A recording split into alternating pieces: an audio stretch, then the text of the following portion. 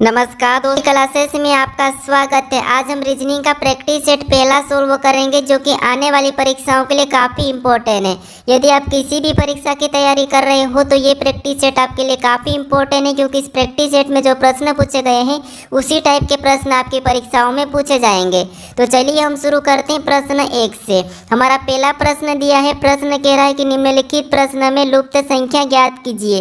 यानी यहाँ पर एक हमें प्रश्नवाचक चिन्ह दिया है, यहाँ पर हमें संख्या ज्ञात करनी है। तो जब भी ऐसे प्रश्न को सोल्व करना है तो सबसे पहले जो प्रश्नवाचक चिन्ह दिया है उसी की जगह यहाँ पर 56 कैसे लिखा है और यहाँ पर 38 कैसे लिखा है, हमें ये पता करना है।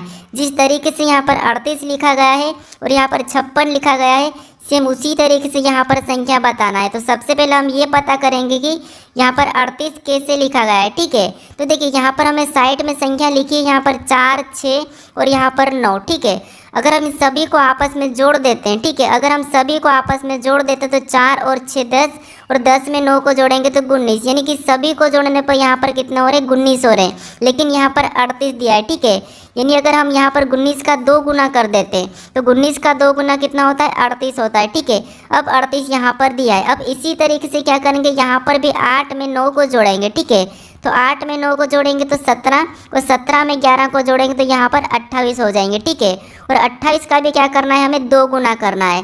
तो 28 का 2 गुना कितना होता है, तो 28 का 2 गुना होता है 56। ठीक है, कितना होता है, 56 और 56 यहाँ पर दिया है। ठीक है, जिस तरीके से यहाँ पर आपस की संख्या को जोड़ के 2 गुना करा है, हम भी यहाँ पर आपस की संख्या को जोड़ेंगे और 2 गुना करेंगे। ठीक है, तो 12 में 13 को जोड़ेंगे तो यहाँ पर कितने हो जाएंगे, 25 और 25 में 11 को जोड़ देंगे तो यहाँ पर हमारे कितने हो जाएंगे, 36 हो जाएंगे। ठीक है, और 36 का भी हम क्या करेंगे, 2 गुना करेंगे। तो 36 का 2 गुना कितना होता है, तो 36 का 2 गुना होता है 72, यानी कि 72। तो जो प्रश्नवाचक चिन्ह है यहाँ पर क्या आएगा, 72 आएगा। ठीक है, तो ऑप्शन में देखिए 72 हमें ऑप्शन नंबर ए में दिया है, तो ऑप्शन नंबर ए हमारा इस प्रश्न का सही जवाब होगा। ठीक है, अब चलिए हम बढ़ते हैं प्रश्न 2 पे। अब दूसरे नंबर का प्रश्न दिया है, प्रश्न कह रहा है कि नीचे दिए गए विकल्पों में से संबंधित शब्दों को चुनिए। यहाँ पर जैसे पैमाना का संबंध लंबाई से है तो हमें यहाँ पर सीस्मोग्राफ का बताना है। ठीक है, तो ऐसे प्रश्नों को कैसे सोल्व करते हैं समझिए।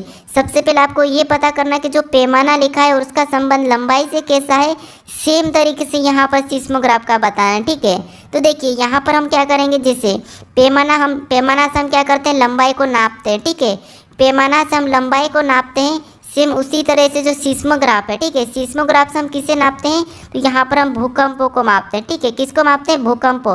तो यहाँ पर क्या हो जाएगा, जो प्रश्नवाचक चिन्ह है यहाँ पर हो जाएगा भूकंप। ठीक है, क्या हो जाएगा, भूकंप, क्योंकि देखिए जो हमारा पैमाना है इससे हम क्या मापते हैं, लंबाई मापते हैं। ठीक है, तो सीस्मोग्राफ दिया है और इससे हम क्या मापते हैं, भूकंप मापते हैं। तो इस प्रश्न का सही जवाब क्या होगा, ऑप्शन बी हो जाएगा। ठीक है, कौन सा हो जाएगा, ऑप्शन बी। अब चलिए हम बढ़ते हैं प्रश्न 3 पे।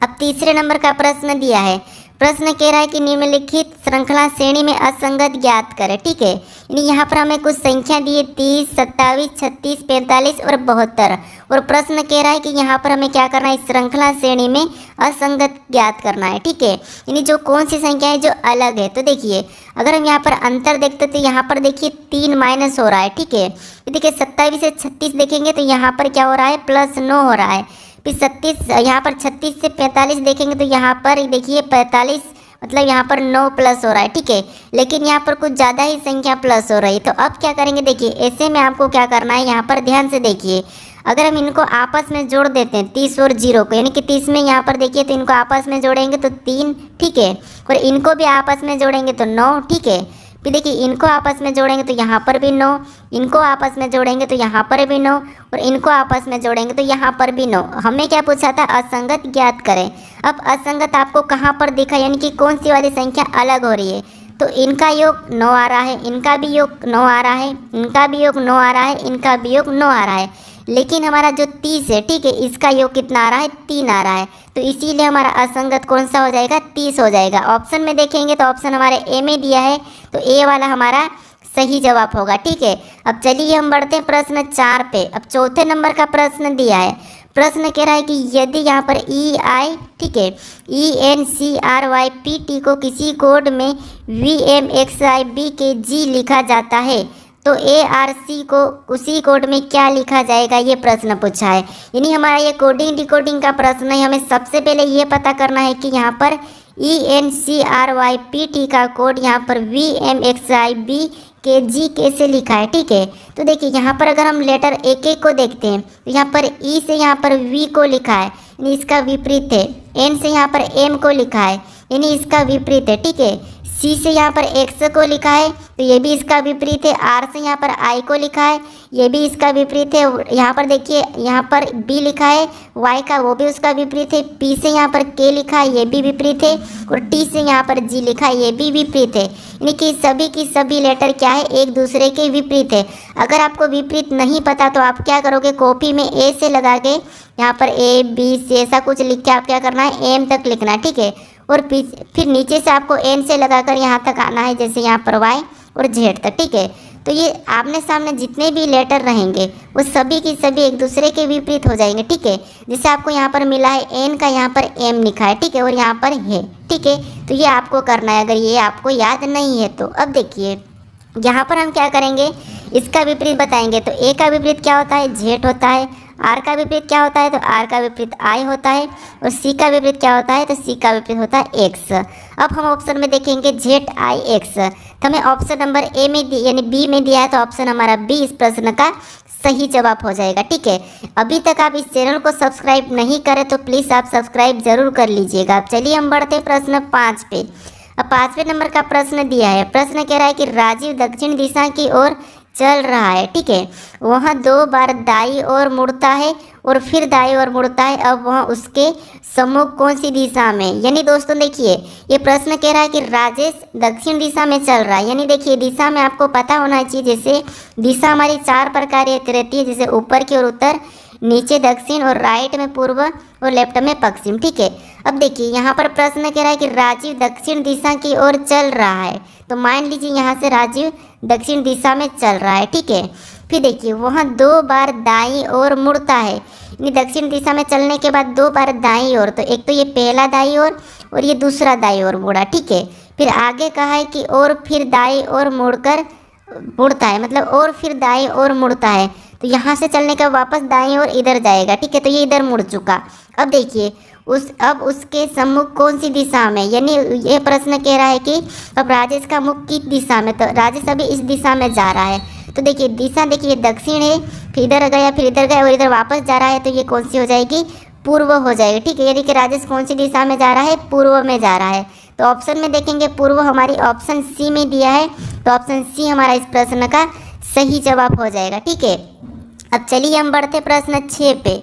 अब 6 नंबर का प्रश्न दिया है। प्रश्न कह रहा है कि यदि 3 स्टार 2 बराबर 25, 8 स्टार 7 बराबर 255, यहाँ पर 25 फिर तो 7 स्टार 2 बराबर एक प्रश्नवाचक चिन्ह देके बताया। ठीक है, यानी दोस्तों यहाँ पर देखेंगे हम, जैसे यहाँ पर क्या दिया है, 3 स्टार 2 बराबर 25 दिया है, 8 स्टार 7 बराबर 225 दिया है, और यहाँ पर पूछा हमें कि 7 स्टार 2 बराबर कितना होगा। ठीक है, तो देखिए ऐसे प्रश्नों को कैसे सोल्व करना है, सबसे पहले हमें ये पता करना है कि यहाँ पर 2 स्टार 3 बराबर, यानी कि 3 स्टार 2 बराबर यहाँ पर 25 कैसे लिखा है। ठीक है, तो देखिए अगर हम इस 25 को लाते हैं तो इनको क्या करेंगे, आपस में जोड़ लेते हैं। ठीक है, तो कितने होते हैं, 5 होते हैं, और 5 का स्क्वायर करेंगे तो यहाँ पर 5 का वर्ग कितना होता है, 25, और 25 लिखा है।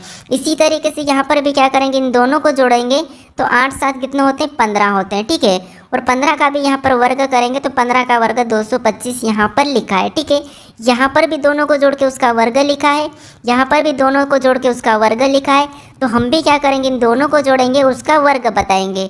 तो 7 और 2 कितने होते हैं, 9 होते हैं, और 9 का जब वर्ग करते हैं तो 9 का वर्ग कितना होता है, 81 होता है। ठीक है, यानी कि 81। तो जो प्रश्नवाचक चिन्ह दिया है यहाँ पर 81 होगा। ऑप्शन में देखेंगे 81, तो हमें ऑप्शन नंबर डी में देखने को मिला है, तो ऑप्शन डी हमारा इस प्रश्न का सही जवाब हो जाएगा। ठीक है, अब चलिए हम बढ़ते हैं प्रश्न 7 पे।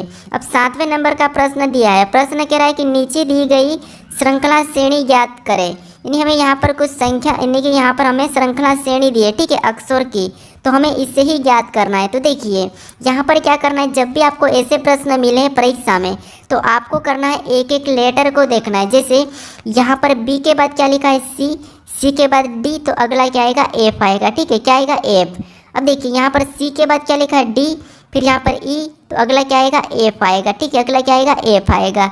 अब और भी देखेंगे तो और देखिए यहाँ पर जैसे ये एफ के बाद क्या लिखा है जी, जी के बाद एच, तो अगला क्या आ जाएगा आई आ जाएगा। ठीक है, अगला क्या आ जाएगा आई। अब ऑप्शन में देखेंगे हम कि एफ, ठीक है एफ फिर आई, एफ एफ आई ऑप्शन में देखेंगे तो ऑप्शन हमें यहाँ पर देखिए ऑप्शन ए में मिला है, तो ऑप्शन ए हमारा यहाँ पर सही होगा। आप मुझे कमेंट करके ज़रूर बताइए कि आपको प्रश्न समझ में नहीं आ रहे या आ रहे हैं। ठीक है, अब चलिए हम बढ़ते हैं प्रश्न 8 पे।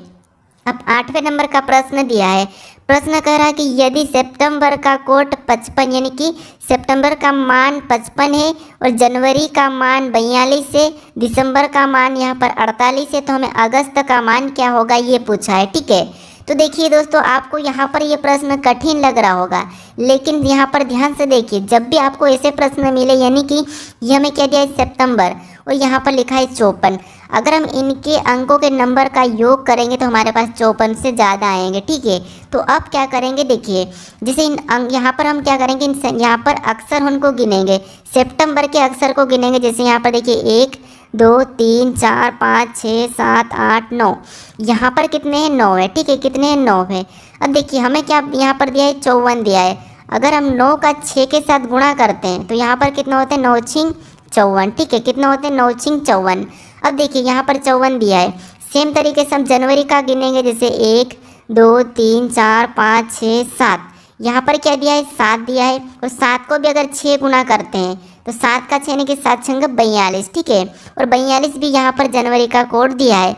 सेम तरीके से पता करेंगे दिसंबर का, तो दिसंबर में गिनेंगे 1 2 3 4 5 6 7 8, यहाँ पर कितने 8 है, और 8 का भी क्या करके देखते हैं हम 6 गुना करके देखते हैं, तो 8 छंग कितने होते हैं 48 होते हैं। ठीक है, और 48 भी यहाँ पर दिया है। अब आपको यहाँ पर पता चला होगा कि इनके अक्षरों को गिन के उनका 6 गुना करना है। जैसे यहाँ पर गिनेंगे 1 2 3 4 5 6, यानी अगस्त में कितना अक्षर है 6, तो यहाँ पर 6 करेंगे और 6 का 6 गुना कर देंगे, तो 6 का 6 गुना कितना होता है 36 होता है। ठीक है, तो जो अगस्त का कोट वो क्या होगा 36 होगा। ऑप्शन में देखिए 36 हमें ऑप्शन नंबर डी में मिला है, तो ऑप्शन नंबर डी हमारे इस प्रश्न का सही जवाब होगा। ठीक है, अब चलिए हम बढ़ते हैं प्रश्न 9 पे। अब 9वें नंबर का प्रश्न दिया है।